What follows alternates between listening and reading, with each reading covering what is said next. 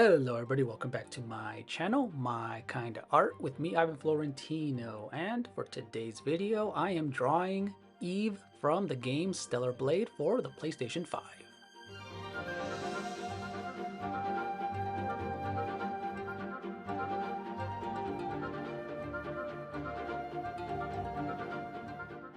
And if you haven't already done so, I do have two live stream videos with this Stellar Blade where I first started off drawing it in pencil and then I inked it with Micron ink pens, following with watercolor pencils and also some regular watercolor paint as well.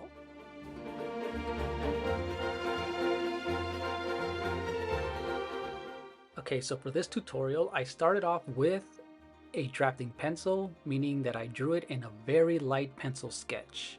And this made it super easy to erase if I made any mistakes.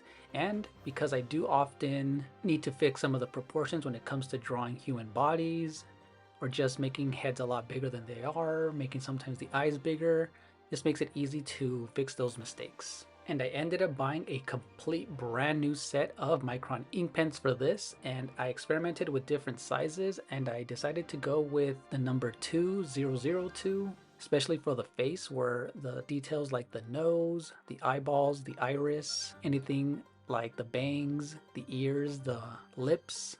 I wanted it to be something super thin, but then I'm also going to use different medium widths, but something not too thick where it looks a little off. So I kind of wanted to stylize Eve with a more of a graphic look, and this is actually one of the styles that I like to use, is do pencil and then do some detailed hatching line work with Micron ink pens. And then for this one, since I hadn't done watercolor painting in such a long time, that's how I colored this one.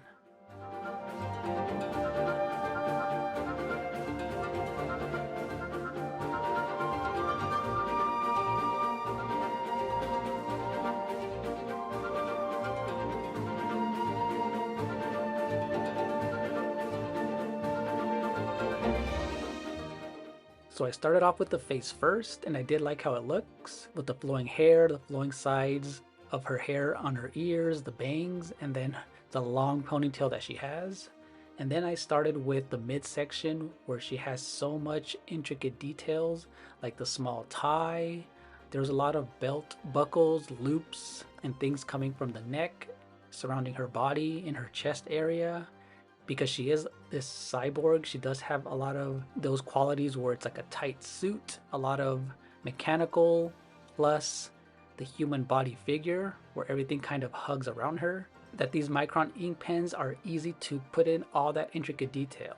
Even though I didn't do every single part of the detail, just having enough of it will make it convey that everything is there.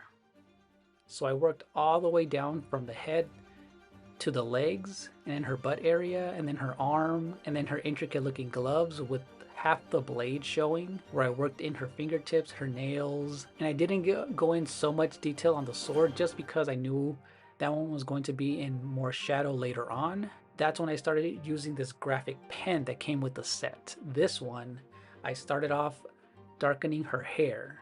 Because most of it is in shadow, you'll see that I'm going to start shadowing all of those areas that are just pitch black. And doing this early on will also make it easier for you to find the middle tones that I'm going to use eventually when I start watercolor painting. So what I did was start with her hair, the shadows under the chin, the breast area, the back part of the leg is all in shadow, some part of the sword, as you see here, where it's all in complete shadow, some part of the gloves where all the folds are, some of the loops, some of the buckles under the arm. And then eventually I'm using a thicker pen to kind of start darkening some of those other areas. And then I'm going to go back and start darkening that ponytail hair with this ink brush pen.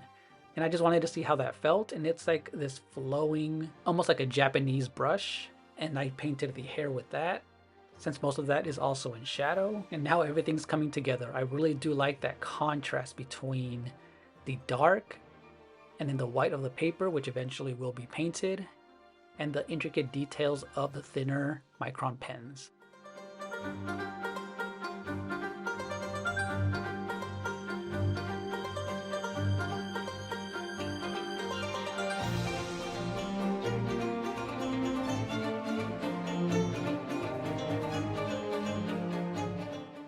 So for coloring Eve, I decided to start with these watercolor pencils.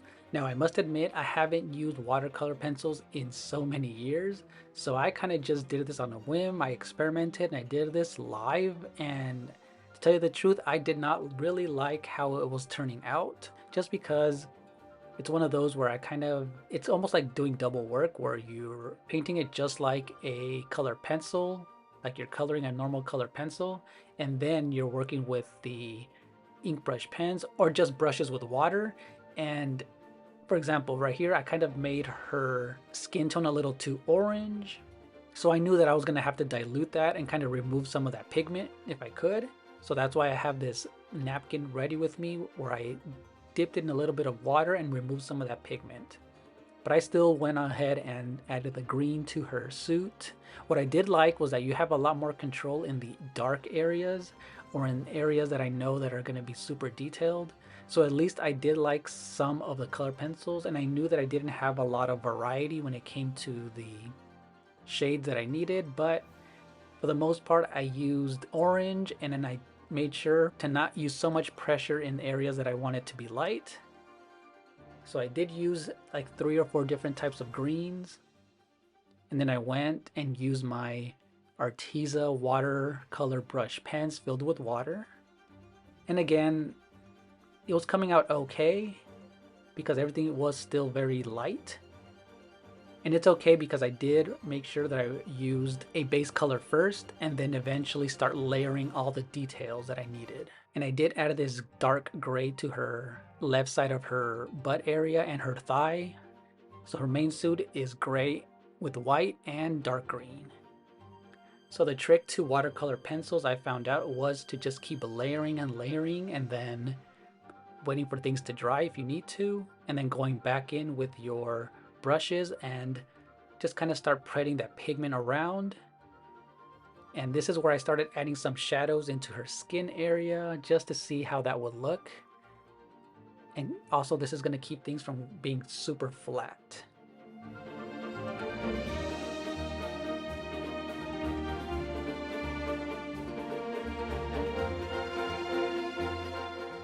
And one of the next steps I went for was the hair, which was a orange.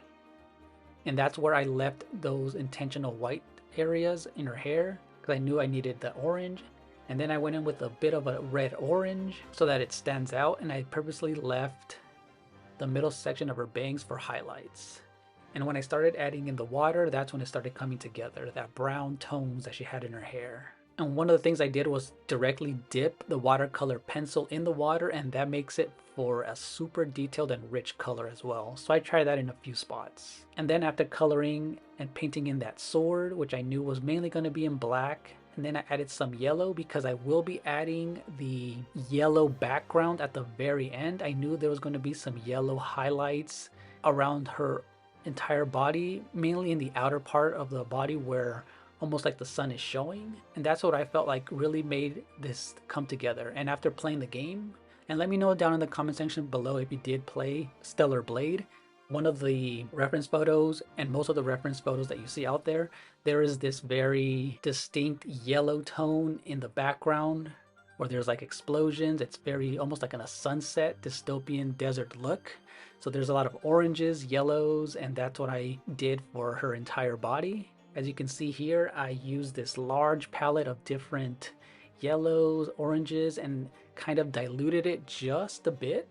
And I added that all around her suit, and this helps it feel like she's in that specific area.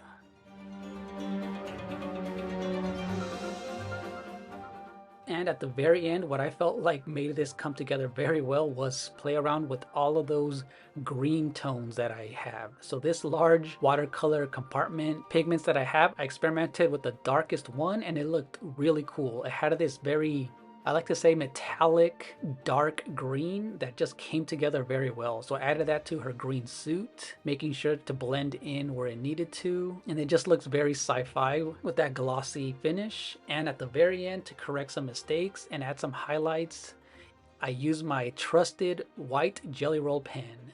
I added some highlights into her irises, a little bit of her hair and her bangs, into the suit, into some of those highlight areas, and that just makes some of those highlights pop. And that is how I completed Eve from Stellar Blade. So let me know down in the comment section below if you like this tutorial, and thank you for watching. See you later. Bye.